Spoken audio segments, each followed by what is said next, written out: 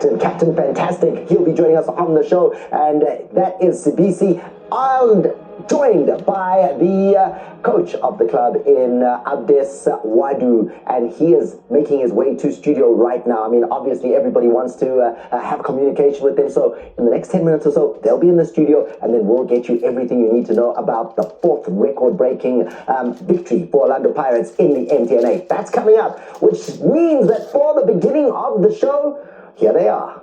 What do I call you? That's Fantastic Four with the Orlando Pirates, the Terrible Three, I don't know what we call you. But anyway, here they are. It's Matthew Booth, as well as Call It Like Bennett, Daniel Bennett, and at the far post, Pamuza Manenze. And first of all, I need to go to Daniel. Daniel, for months and weeks and years, tells us he's a Stellies fan. He's a Stellies fan. He's a Stellies fan. He's a man who grew up in Stellenbosch. Stellenbosch is home. How are you? How are you? Are you okay? Yeah, I grew up in Stellenbosch. Well, you keep telling me about how it's the softest part of your heart. From Cape Town. Yes. So are you okay? Yeah. You good? Surviving. Yeah, just about. Okay. What did you think? Well, very sorry for Steve Barker. You know, the second final in a row. To lose it like that. They were quite resolute for 90 minutes. They were like a strong dam wall, and then eventually, you know, leaks started to occur in that extra time. And wow, what a formidable attacking performance from Pirates in the extra time. What's your sadness for Coach Steve Barker? I thought over 90 minutes they deserved. There was a certain period in the game where they could have actually snuck it, you know. And just the substitutions from Pirates, the like versus like, and the quality like versus like. I think that's the difference this season for Pirates.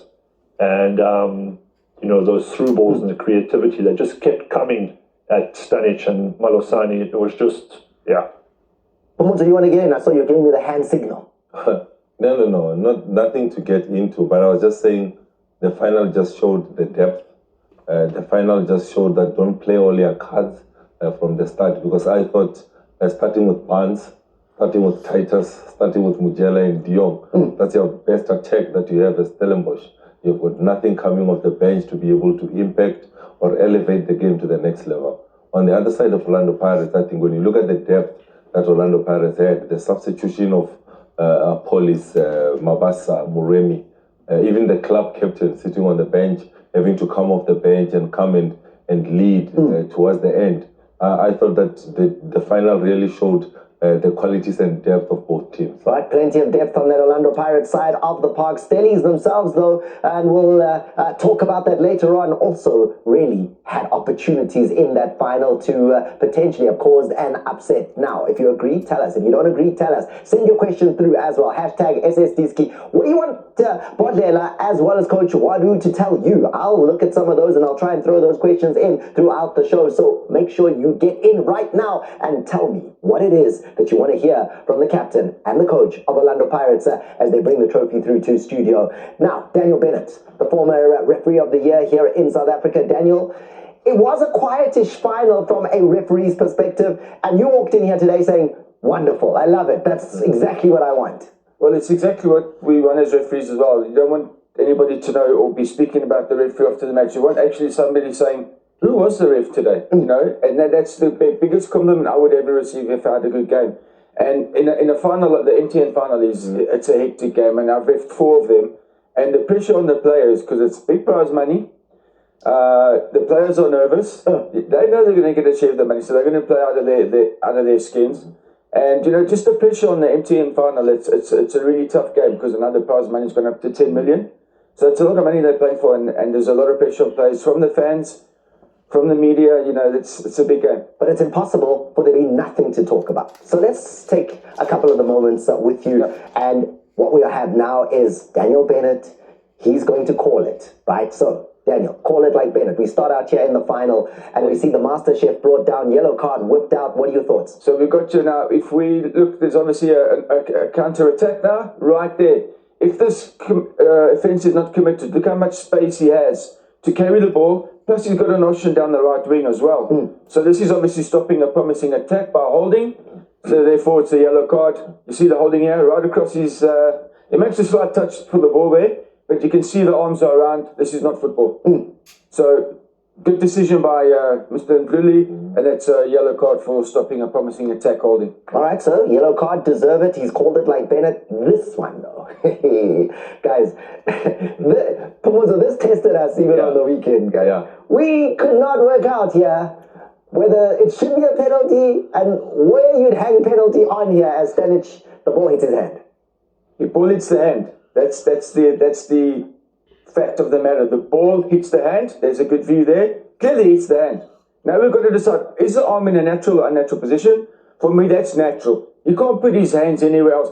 Look at the guy's face. His eyes are even closed. He's worried about contact, right? He's worried that the might ball's get crashed also into. coming from over his head. He doesn't have a clue where the ball is. Yeah. So for me, this is accidental handball. Ball to hand, not handball. Yeah. So natural position.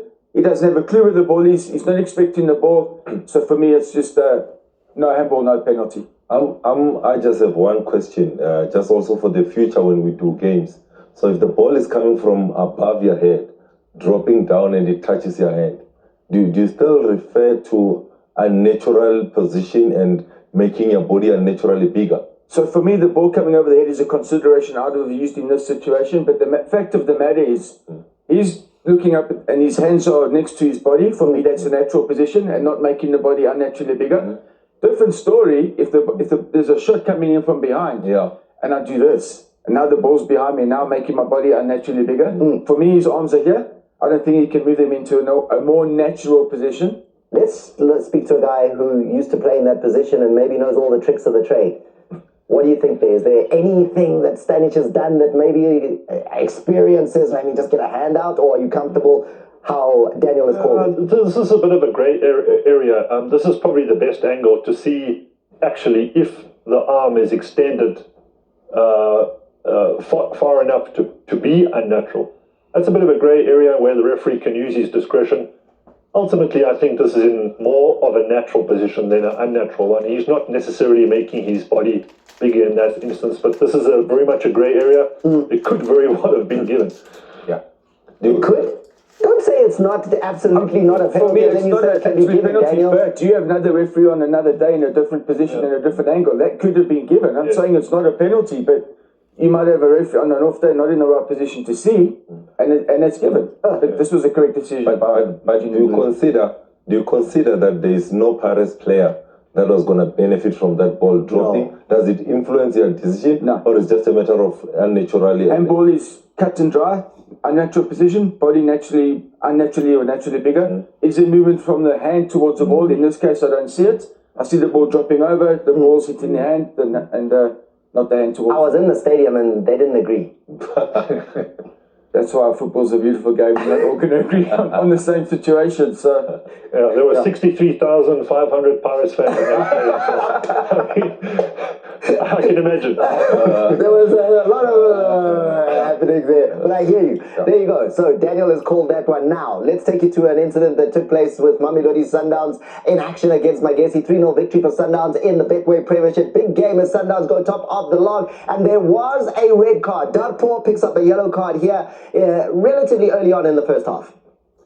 Yeah, so clearly this is a reckless challenge. He's lunging. He's challenging from the side. Look, you can't consider this a red card, even though you see from the intensity, the player actually falls down and hits the ground. He's coming in there, whole body on the line. He's flung his whole body into the challenge. So yellow card for reckless. And then this is the one that, for me, I can see contact. Where? On his left leg. We're going to just slow it down here. The right there. Studs showing. Contact on the foot. And if you see the player's reaction, he's trying to avoid the contact. That's why he jumps out of the challenge. For me, a second yellow card, therefore a red card. Does he actually touch Salis? Does he actually touch It looks him? like he does.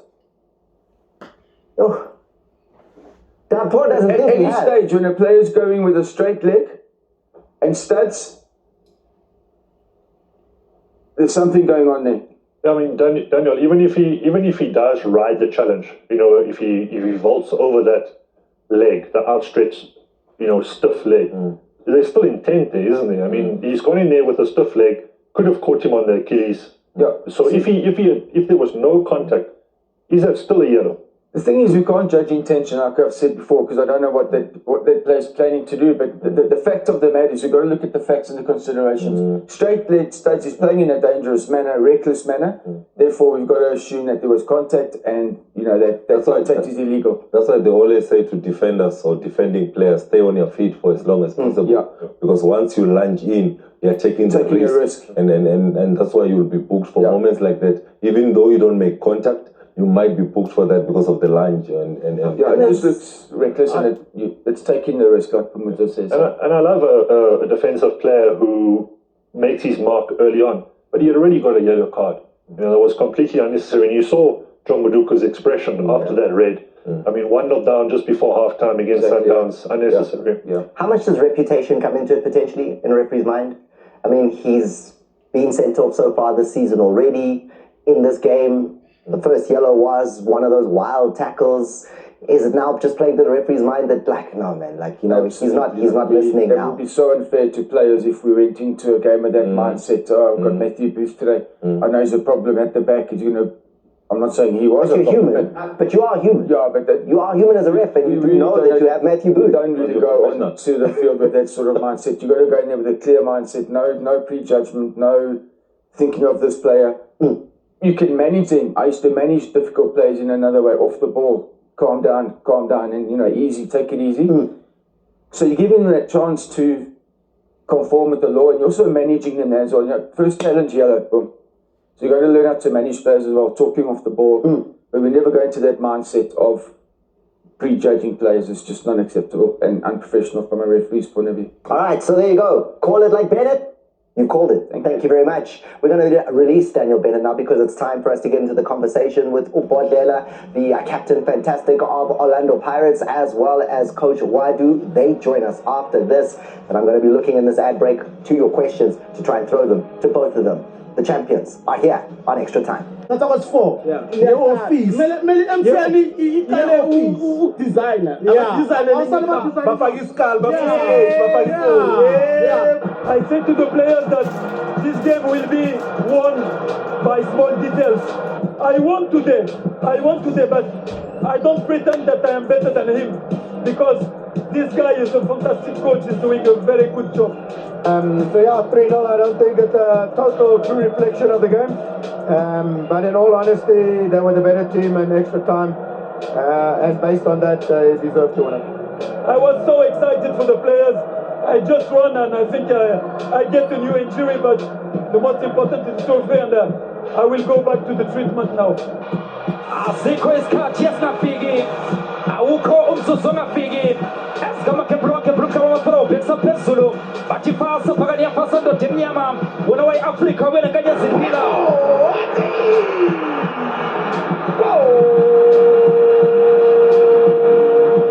ngibona ububimbo lenhle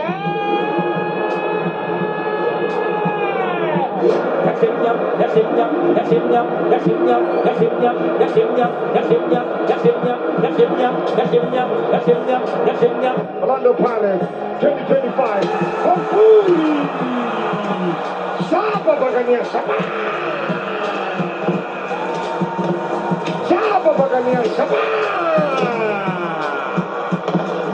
And the players in the front, but the ones on the bench could not immediately enter. We had to manage.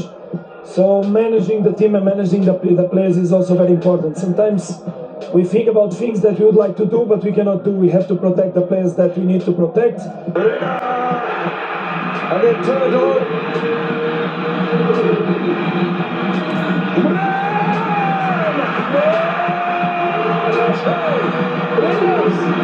Boleno! Beautiful header to find the back of the net.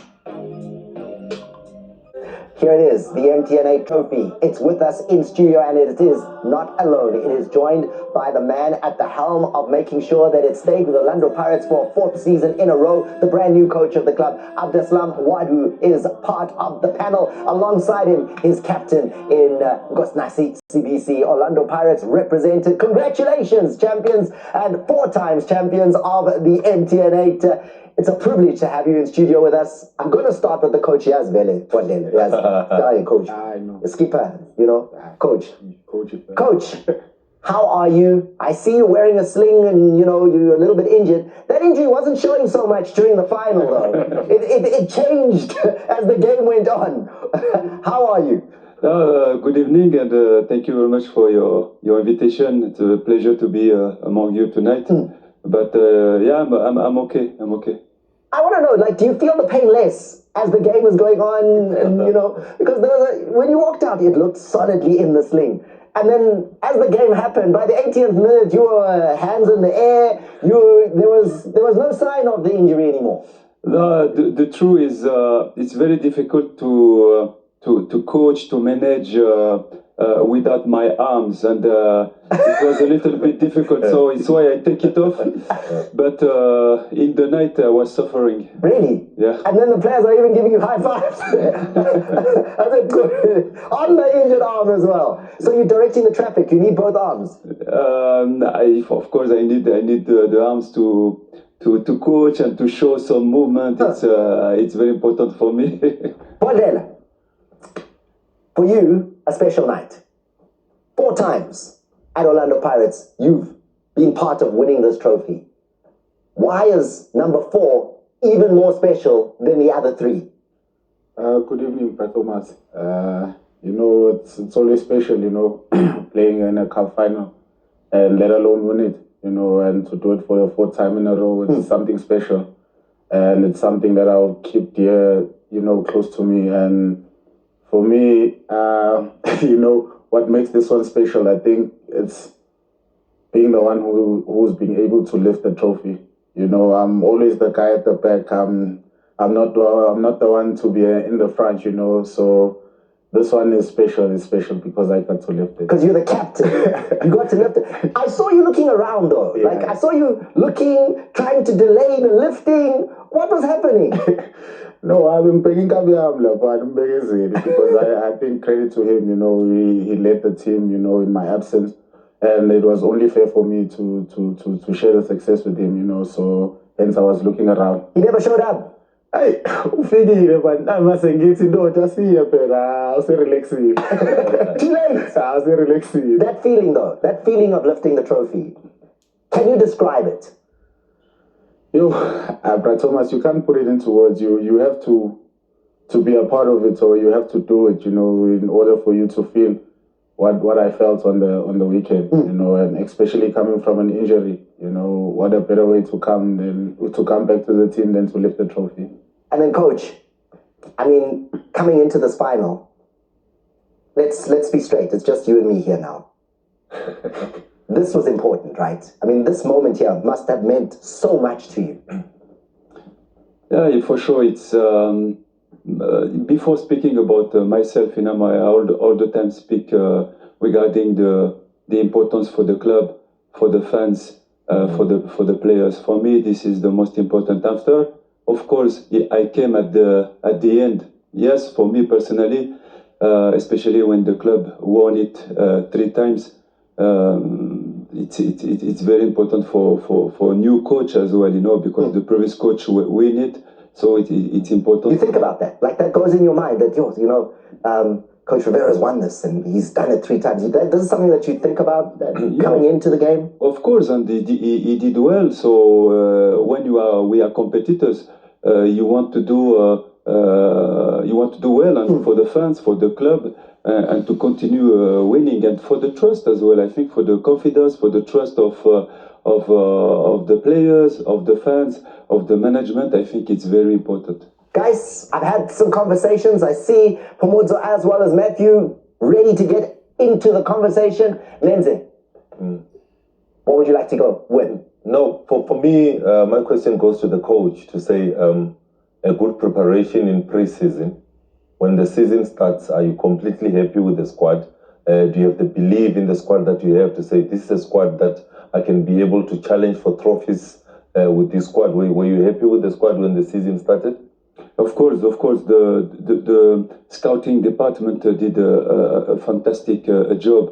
And the way that we trained, the time that the club, the management give us to to have such time to prepare not only 15 or 20 players. We've been there with maybe 32 players. It means that we have a vision of a group. So it was important to make a good preparation. Yesterday, during the final, we saw many players coming thanks to the preparation that we did. It means that everybody in our team is very important. It's the message that the management is giving to the players since the beginning.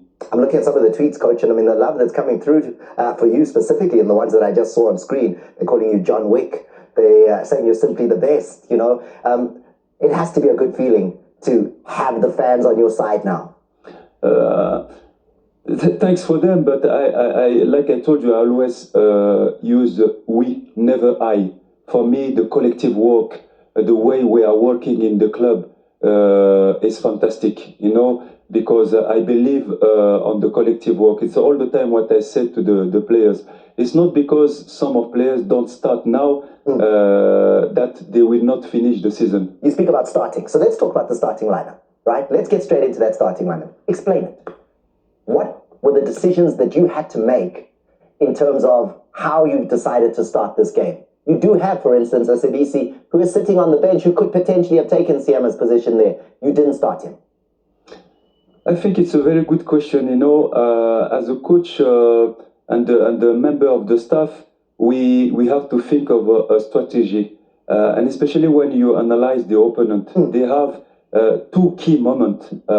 Stellenbosch all the time start very well the first 15 minutes, and after 1 hour, they bring a new fresh blood. So we have to take this in consideration, and we cannot throw all our weapons on the table straight away because we can, exactly it's what can happen. We can have this extra time. And we decided this lineup, but we knew that we have strength on the bench, and on the bench, it's these guys who help us to win the game. I mean, you talk about it, the first 15 minutes, 9 minutes into the game, Mujela has a half chance. Again, here, just after that 15-minute mark, we see again Matthew Stellenbosch asking questions of Orlando Pirates. Yeah, Barnes started out right wing, and you know, he waited that instance for Goswell to get around on one of his few occasions to get across him, and it was a very dangerous moment. And like I said, Stellenbosch had a period of the game where, you know, they could have gone ahead, and they were also very resolute in defence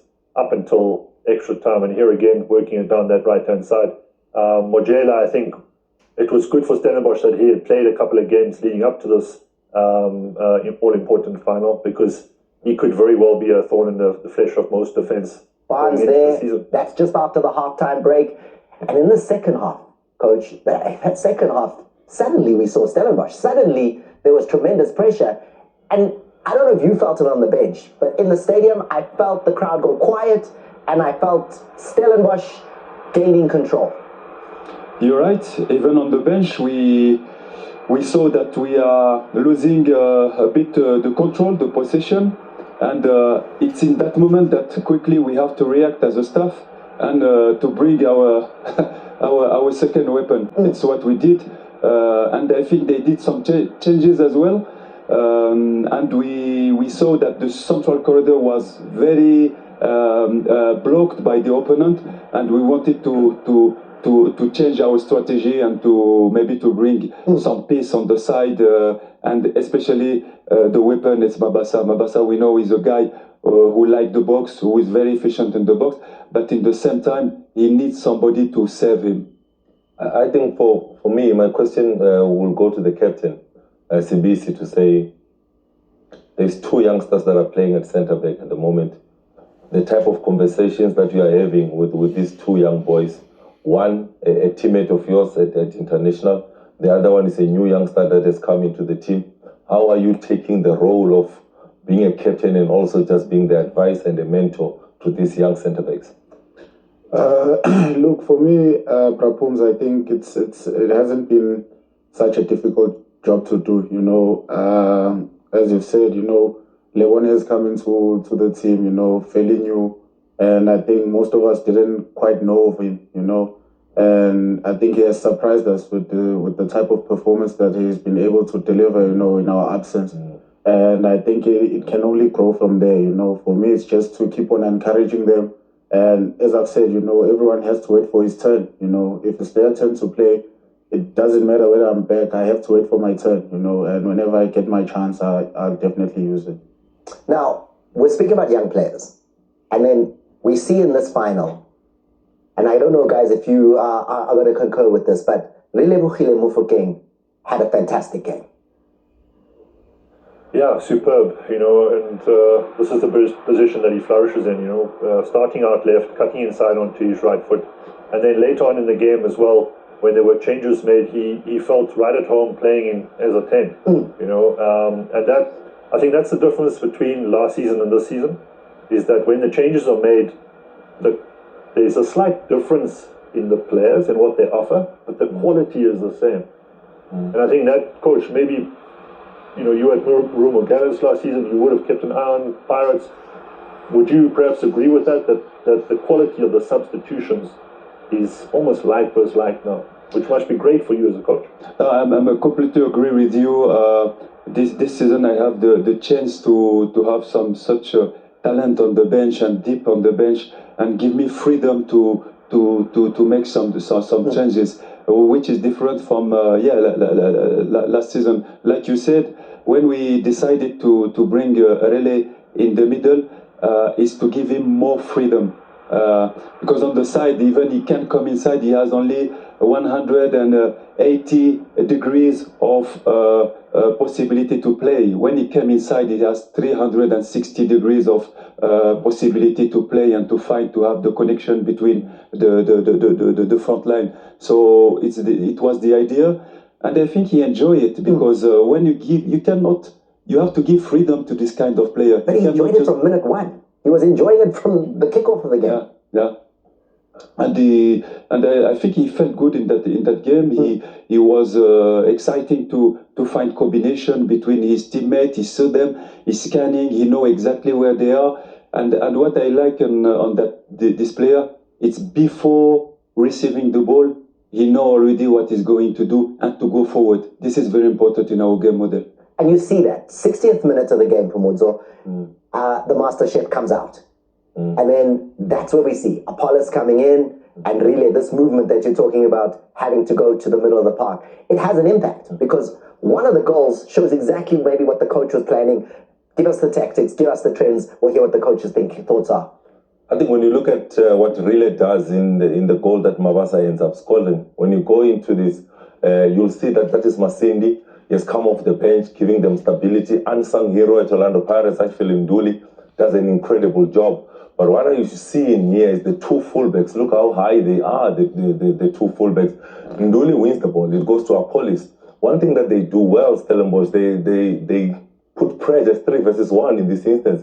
But 3 versus 1 over there means they open up the space in the pocket for Relay Mofokeng to be able to receive. I'm spiraling Moren, I'm spiraling Mabasa. Those two players are going to combine to score the goal for Orlando Pirates. When you progress, you look at Relay Mofokeng, the amount of players that he attracts himself is 3 in that instance.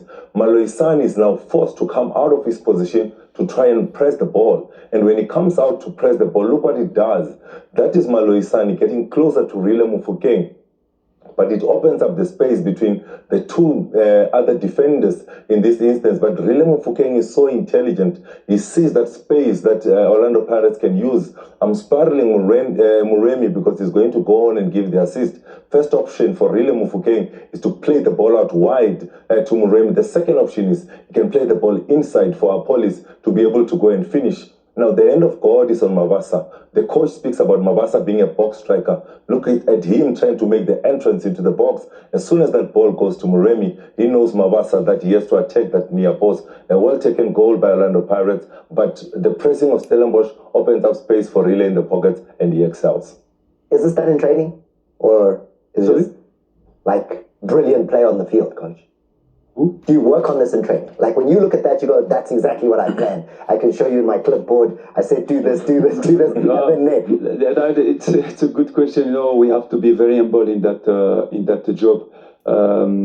Of course, we've been working these patterns since the beginning. You know, most important, I say, we need to give markers in the last third for the players between the crosser and the receiver. It means that more the receiver, the striker, knows exactly where the ball probably can come, better it will be for him to have a good position. So of course we are working with to occupy the box, but not to be on the same lines. It means that every players have to arrive with a sharp and dynamic run in this zone. I'm really interested, Coach. I mean, you spoke about Mabasa and the weapon that he has and the ability that he has, but you start with Evidence Mahopa. So some people at home might be going, but the coach is saying all this great stuff about Mabasa, but he didn't start him. He starts with a different striker. What is the thinking around that? The thinking is the first when we start the game, we wanted to play very high and to put a very, very high pressure. So for that, you need to choose the right profile who is able to chase and to be very aggressive on the pressing. And we use this profile. It doesn't mean that he cannot score. He can score as well. But we use him. He did it fantastically, and I congratulate him. And after we bring Mabasa. Now, Pontela, this is something I need to ask you, because I was sitting literally right behind the bench. And when that goal goes in, there's no one on the bench when that ball is, it's still coming. And you guys are gone to the corner flag. What is happening there? Look, Thomas, you know, there's certain players when they have the ball, you know something is about to happen. You know, and in that instance, we saw that Rele had attracted probably 4 or 5 guys, you know. And knowing Rele, you know, his ability to have those good decisions in those critical moments, you know, and credit to him, Moremi played the ball for Tejo to score a tap in, and, you know, Tejo is always there. Right place, right time, you know. So for us, we knew what was going to happen. I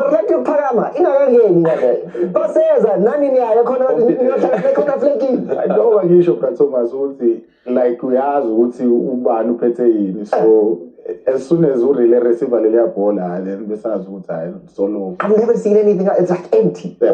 Halfway line, pressure's on, empty, they're gone. Yeah. However, you mentioned Moremi, right? Yeah. So let's talk a little bit about the sub that happens there. 73rd minute.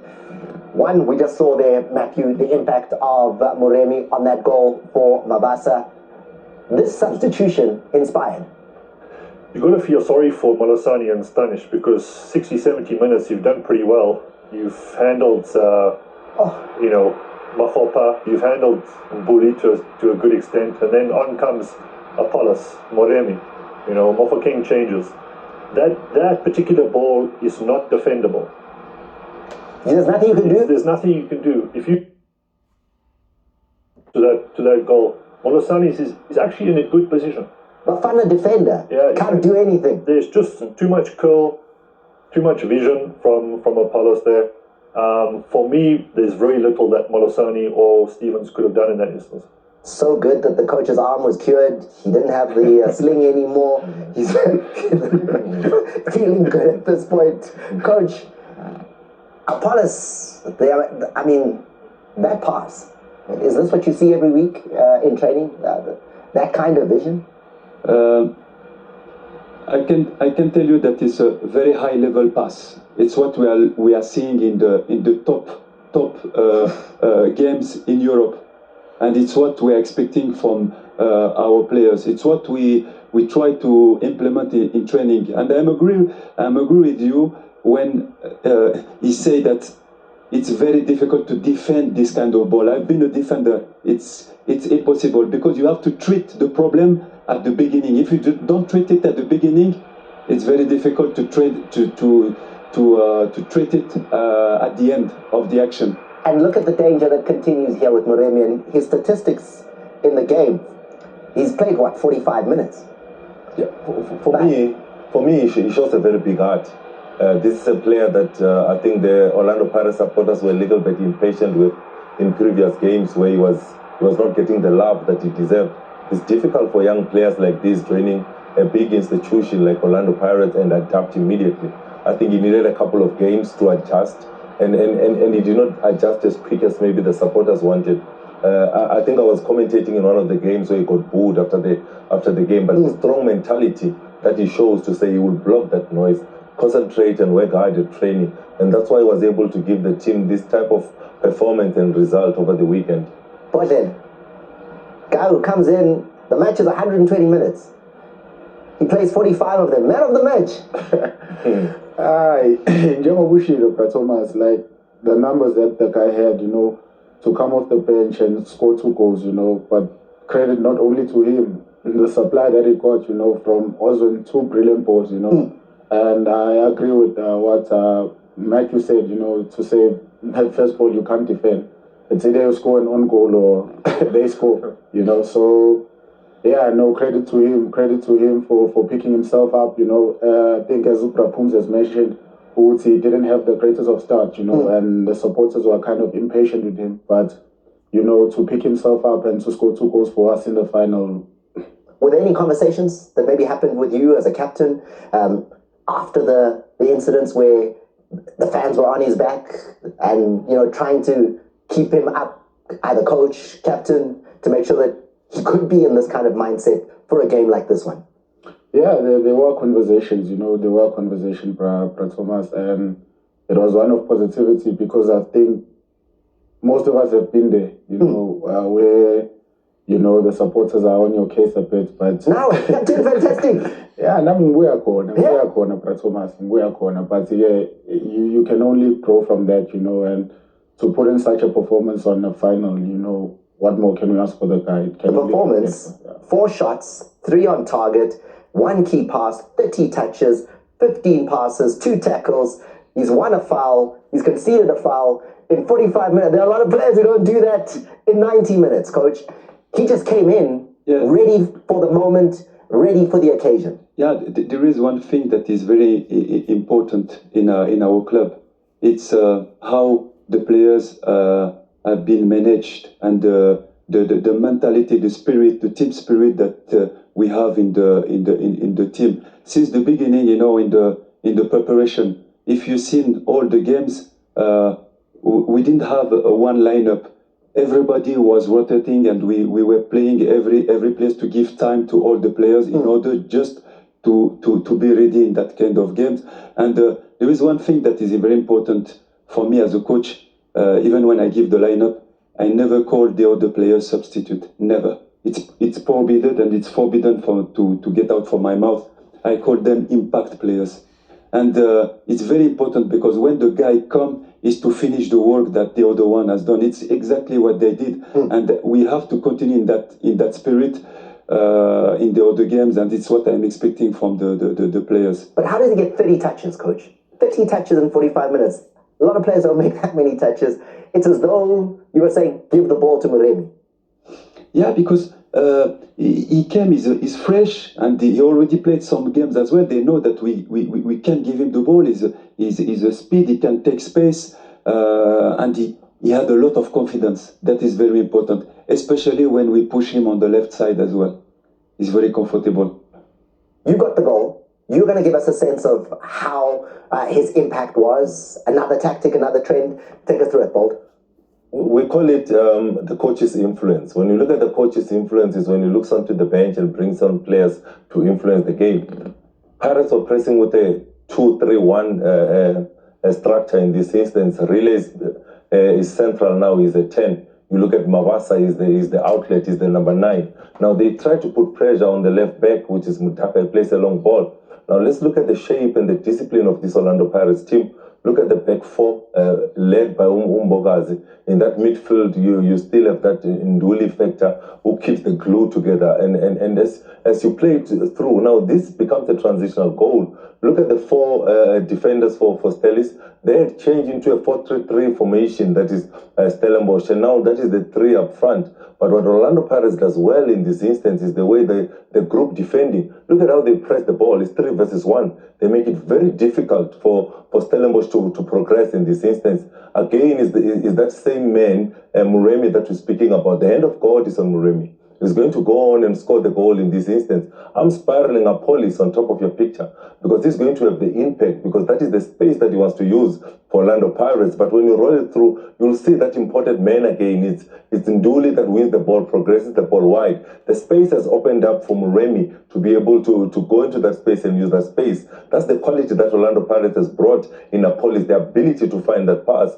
One thing that the changes did, it turned Stellenbosch to face their own goals when they were defending, which I did not see a lot of in the first 45 or in the second half. But Orlando Pirates, with the changes that they had made, they turned the Stellenbosch defenders to face their own goals. Again, I want to praise the man sitting next to me, the coach's influence to be able to bring Muremi off the bench, bring a police off the bench, and include Mawasa into that mix. The coach's influence brings in players that elevate the game onto the next level, and those three players are involved in the 3 goals. You've been giving the credit there, Coach. And I want to look at what you said after the match. And after the match, you go that this match would be won on the finer details. I think Pomozo was talking about that. When I heard that, I thought, what are these finer details that you felt turned this game? I think when you reach a final like that, every finals, it's very tight. We know that it will be very close. Especially a team like Stellenbosch that we know. We analyze that team. We analyze the philosophy of the coach. They are very disciplined, and the small details will be, or in terms of fitness, or in terms of tactic. We have to change something at the halftime because we were pressing on the side of Molozane. We leave him the ball, but Molozane had a fantastic right foot and able to put the ball behind the line. And so the press wasn't working on him. It was not working like we want. And after the halftime, we have changed quietly the strategy. So closing Molozane and to go on Stanic, who is a right foot, and maybe to be able to recover more the balls. I mean, the last goal, Stanic gives away the ball, right? So I'm listening to you, and I'm starting to see, that football is not just players doing what they like on the field, Matthew, but and then maybe we can even look at that last goal and see how it was that final finish again, because Stanic is comfortably on the ball, bit of pressure, and then the ball is lost. Yeah, again, and you've done so well in 90 minutes, and I've been in this position before. You get into extra time, then you go 1-0 down, like straight away, and then you kind of lose your shape and you lose your structure. Stanic, for the second and third goal, tried to play offside. He was a little bit deep. Mokobodi had come on. There wasn't that synchronization anymore, and Pirates took full advantage of it, to their credit. So it happens. But credit must go to Steve and his team. The coach says that the finals are tight, but every game in a cup game is tight, and that's what makes this so remarkable. The fact that Pirates have won a domestic cup title 4 times in a row. It hardly ever happens. I think for me, I want to ask the question to skipper Ubodlela to say it's 2-0. Bakufaka ndoda bathambo yovala wena mawungena egroundini ubatshela ukuthi ukore elinye igoli. Imessage ithini kubo coach mawungena at that moment? No, for me it was quite simple and clear, just help the guys manage the game and seal it out, because I came into the game, I think there was only 15 minutes left, So for me it was just to help the guys, with the fatigue, with everything that has come into play, And luckily enough, we were able to get that break and score the 3rd goal. And we're talking about that 3rd goal. We're talking about the coach's influence on that. And we were on the field now by the moment that this happened. So you had a great view. But let's have a look at it again. And we are at the conversation here. There's Stanic. There he is on the ball. And once it's given away there, it's big trouble. Yeah, and you've given it to Apollos, who's got a good range of pass, and the weight is perfect here. But there's a number of skills here. Not only the pass from Apollos, but the fact that Moremi actually checks his run at the vital moment to remain onside. And then the obvious ball is to the near post, side-footed to the near post. And you can see Stevens actually going to the left. But instead, Moremi chooses the more difficult option, uses the weight of the pass just to open up his foot. And that is really just a superb move and finish. Let's have a quick debate here, guys. The 2 assists that Apollos gives, which is the better pass? Sure. Difficult. Yeah, difficult one. You have to vote. Last day on earth, you have to vote. Tell me which one of those is better and why. I'm going for the first one, for the first goal, because, you know, as a defender, it's always difficult defending such balls, you know. That you have one of 2 options, you know, whether you score the goal as a defender or you let the striker score the goal. Coach? Thomas, to be honest, for a coach, it's such a difficult question for me, because I would go for both of them. Why? And I will explain you why.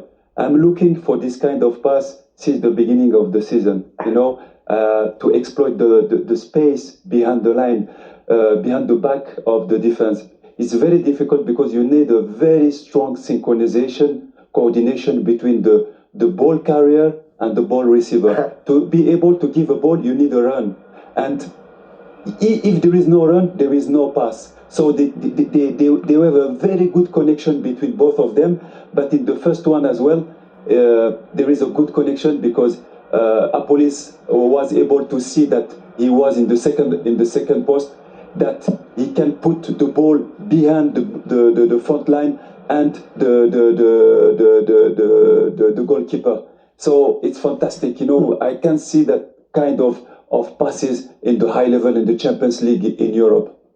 I think if I'm Apollos, I must be getting free lunch every day from Muremi. Because the goal Muremi scores against Chipa, it's Apollos that runs with the ball, gives it to Muremi, he scores. He gives him 2 goals again in the final. Take a lunch, boy. Take a lunch. Skipper, we're done. Coach, we're done. What does it mean? What does trophy number 4 mean to the football club? I think it means a lot, you know, to everyone involved within the club, you know, us, the players, the management, you know, the technical team, even our supporters as well, you know, but we can only go for more. You know, we're still hungry for more. It's only the beginning of the season. And, you know, we've just set a solid foundation with 1 cup. So it can only get better from here. Coach, you can relax. Trophy in the bag now. I don't think like that. Because as a coach, you never relax. For me, I have already my mind for the next game. But to answer to your question, for me, it's a proof of the continuity of the process, of the project, and the vision of the club, of the management. It's very important for us, and to give trust for the fans, for all the stakeholders of the club, and for the players. What's a successful season for you?